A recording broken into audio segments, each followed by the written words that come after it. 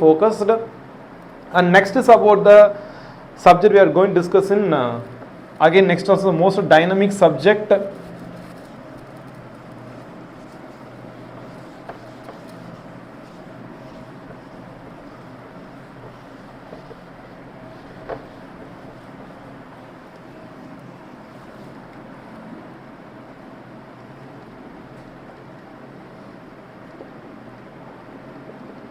Indian economy. So Indian economy, we are having the two classification of economic system. The first one is the macro economy and the second one is the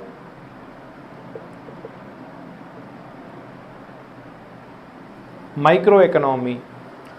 So microeconomy is not part of our syllabus. So microeconomy is completely avoided from the UPSC syllabus. Even for the mains also, UPSC will never question from the microeconomy. Micro means we are going in depth about the economic policies, going in depth about the banking functioning system, or going in depth about the financial institution functioning system. So our discussion in UPSC or UPSC syllabus is not about the microeconomy. It is focused only on the macroeconomy. So macroeconomy is peripheral areas, like surface areas only they will focus. They will focus about the terminologies. They will focus about the terms and definitions, and they will focus about the implementations of policies, and they will focus about the regulation of the country's economic system, and they focus about the banking regulations. They will not focus about the functioning of banks. They will focus about the banking regulations. So that is like periphery areas. Macro means like it was like a,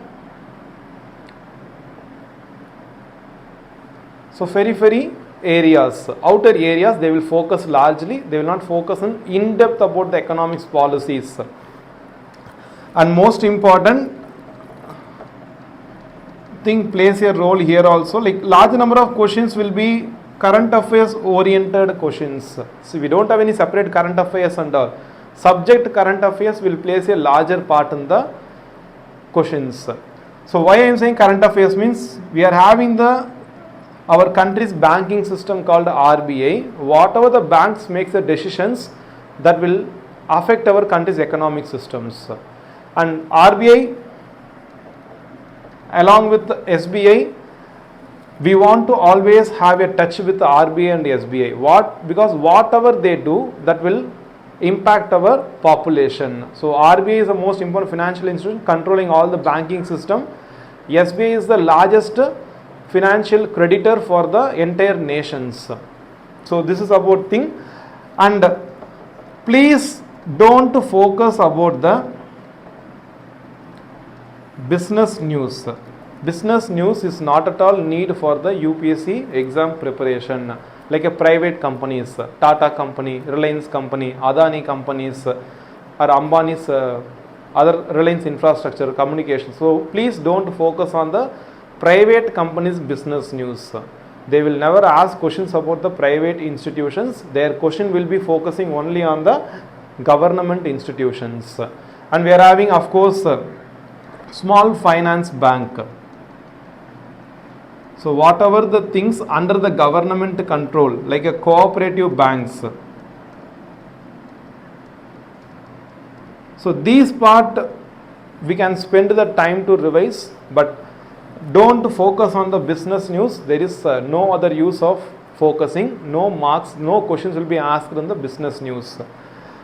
And if you come to the Indian economic system, the next question weightage will be always will have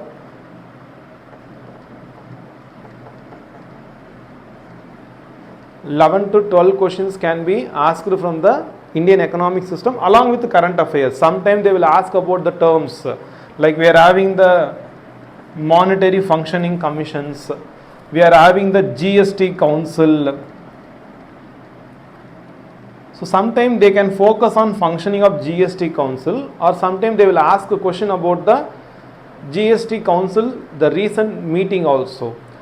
And moreover the time, always who will be place a most important role in the economic news is the finance ministers activities. So finance minister, GST council, finance minister, MPCs, RBI, MPC, and next most focused part is the budget. So I will explain, I will put the budget separately here because budget is a very largest topic that need a good understanding. If I mention in same place means it does not give a clear picture.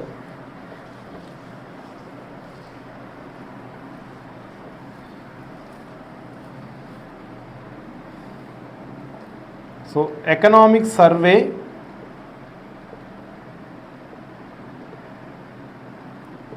and the second thing gives about the like economic budget or the simply budget, that is a present year budget. So economic survey will tell you about the past physical year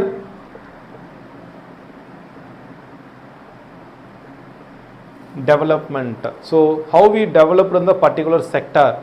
Like if you take a women employment sector, how the women employment is developed. If you take a housing sector, how the housing sector has been developed. If you take the foreign investment sector, how the foreign investment is developed. So it will tell about the past physical year development. So physical again here is a financial. The meaning of physical is the financial, and however trade deficit, we are the trade surplus or we are a trade deficit. So surplus means we are excess or and deficit means we are in the downgrade situations. So economic survey yearly once, the Department of Ministry of Economics, they will release the surveys yearly once in financial year. And next is about the budget. It will be discussed in the parliament. It is about allocating the fund, the government fund, allocation of government fund for the each department for their development. So budget speaks about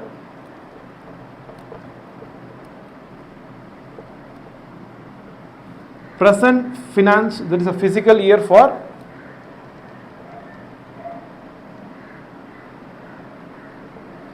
development, and of course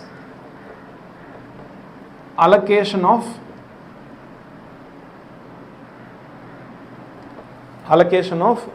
funds. So this is about the budget and economic survey.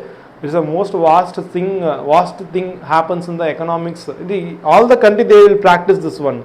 But if you come to the Indian economic science, the budget is the most vast one, and this will be discussed in the Indian Parliament.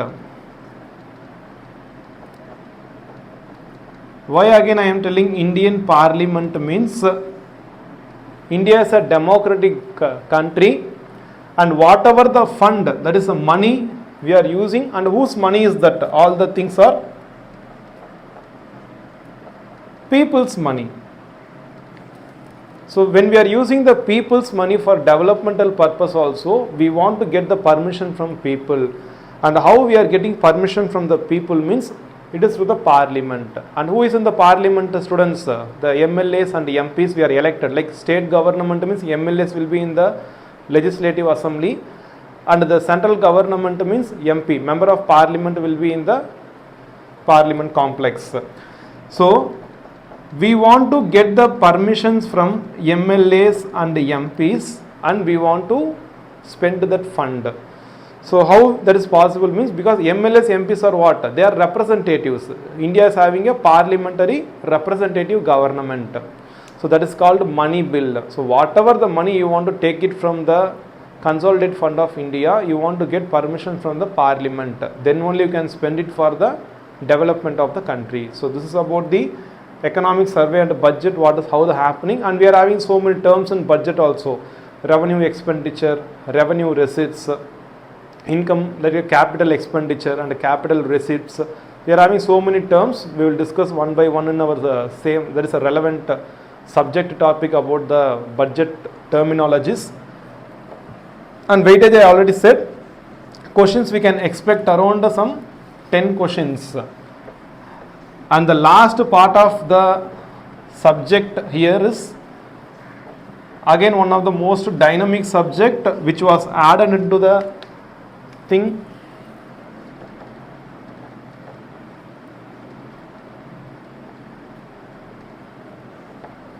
environment.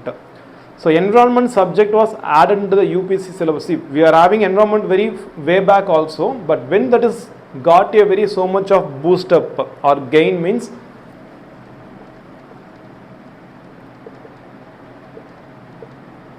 past 2015 year onwards, the environment subject has got a huge weightage.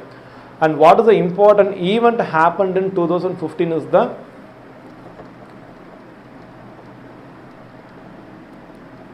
Paris Climate Summit. So it was speaking about, the discussion was about the mitigation of climate change.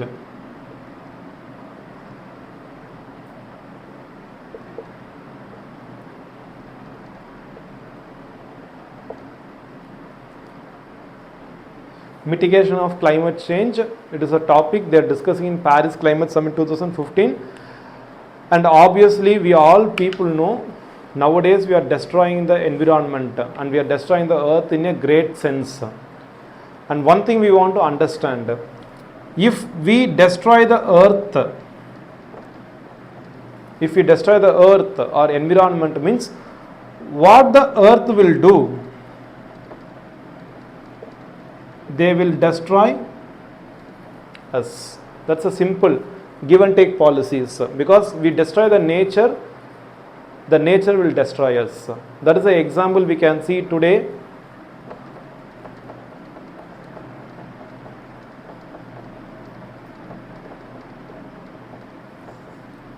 Wayanad landslide, which was happened in July 13, 2024. So Western Ghats mountain system, very eco-sensitive mountain system, and the state government, the peoples, they damaged the mountain system. They started to occupy the large section of the mountain system, and not only the state government and the people, which also had a overgrown, that is a overgrowth, is a tourism also. The tourism also one of the reason for this landslide. So the overgrowth of tourism destroyed the eco-sensitive zone, and the soil lost its capability, the stability, and a huge rainfall which loosened all the soil particles created a great landslide, and nearly 2 villages have been destroyed and 216 people have been died, and still we don't know about the remaining 110 peoples. They are still alive or dead. The rescue operation was still continued by the Kerala state government.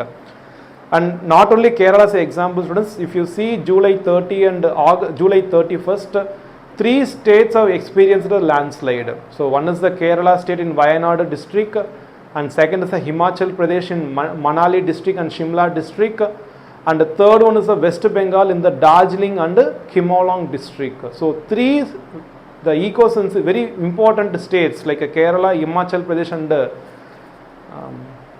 West Bengal experienced a landslide. And if you see, all the landslide caused human life, human death causes also. It is not just nature, the soil is been affected. The human death also happened in all the landslides. So we want to protect the environment. The talk has been started from the Paris Climate Summit, and we are having the dedicated institution which is working to mitigate the climate change is UNFCCC. So sorry students, UNFCCC, United Nations Framework on Convention on Climate Change, United Nations Framework of Convention on Climate Change. So please correct the mistake. I am sorry for writing wrong.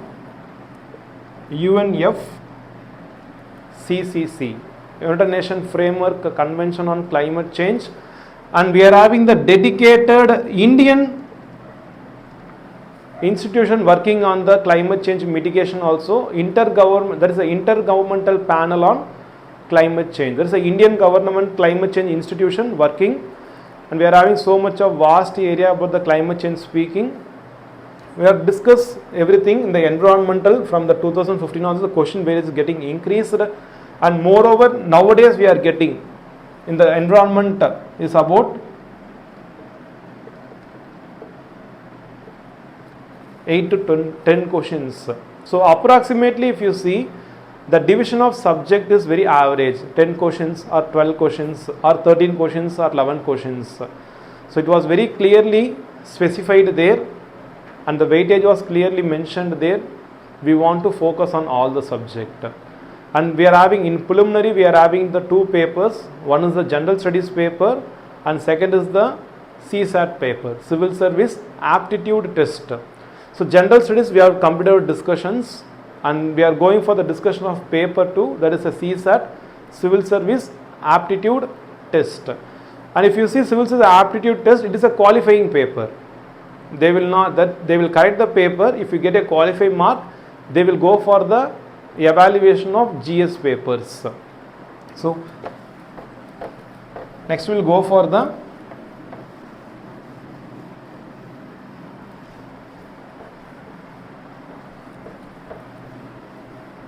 last part of our preliminary syllabus, that is GS CSAT. So GS was completed. Now we will go for the CSAT. So CSAT is totally again qualifying paper. We want to focus more on the aptitude,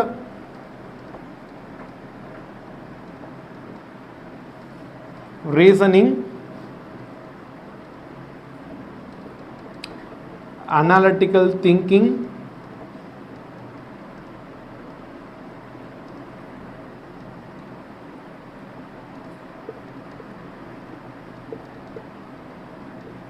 and just basic English. They will not ask so much question from the English, just a comprehension question, reading comprehension.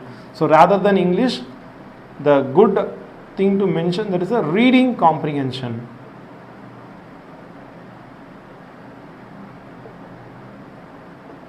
So reading comprehension. So here also we are having a weightage differences, students. The weightage here is be more given for the aptitude, and second weightage will be more given. There is a first weightage for aptitude and second weightage for the reasoning questions. And if you see what is the syllabus of this questions, it is equivalent to 10th grade only. They will not ask you even for the 12th grade reasoning questions or aptitude questions.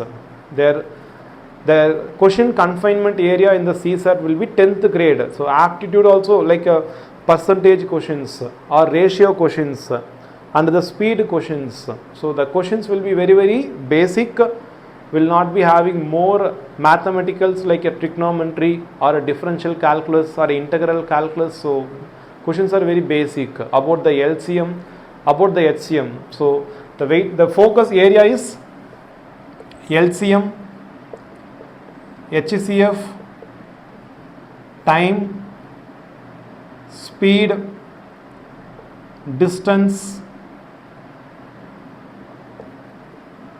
ratio, probability, percentage. So these are the some of most important aptitudes. They will cover the questions very basic sense up to the 10th grade syllabus. And if you go for the reasoning, they will cover about the blood relations. They will go for the clock based sums, and they will go for the boxes and seating arrangement.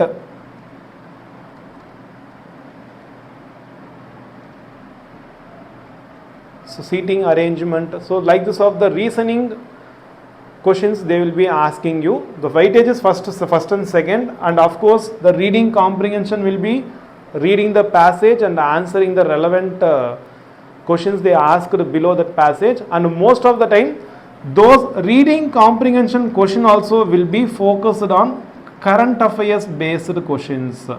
So if you are very good reading the newspapers or some other magazines, means that will help you in solving the reading comprehension questions also. So we want to focus on the newspaper reading also, not only for GS, for the CSAT part also, because you want to get 33% of the mark. So to qualify the CSAT, we want to get 33% of the mark, then only the GS paper will be evaluated by UPSC. And analytical thinking, again, very smaller sections only will be asking, not much focused on that one, but we want to focus on aptitude, reasoning, reading comprehension. So these three parts are very, very important for the CSAT. So this is a very overview about the preliminary students. Please do support for our more videos, and I thanks on behalf of Tolstoy Institute. We have shared the Instagram ID in our description. So please join with us in Instagram channel also. Thank you.